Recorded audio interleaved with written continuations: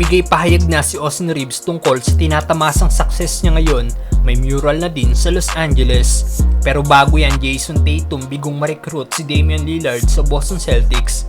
Nire-recruit nga daw po ng Boston superstar na si Jason Tatum si Damian Lillard papuntang Celtics dahil alam ni Tatum na magiging fit ito sa kanilang team.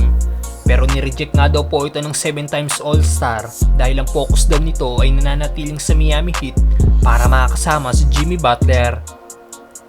Sino ba naman ang aayaw na nasa team ang isang Lillard? Last season nag-average nga po ito ng career best 32.2 points, 4.8 rebounds at 7.3 assists per game.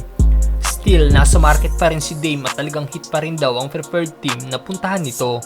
Pero weak nga po ang trade package ng Heat para makuha siya, kaya hindi magkaroon ng move ang nasabing team para makuha si Damian Lillard.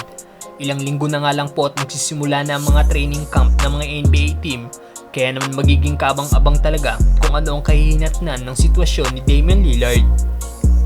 Samantalang Austin Reeves nagbigay pahayag tungkol sa tinatamasang success niya ngayon.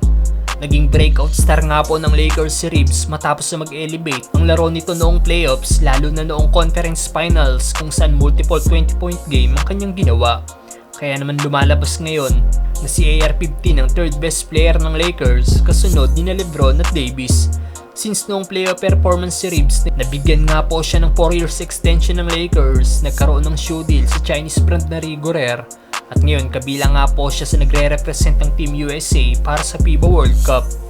At isa siya sa best player ng nasabing team.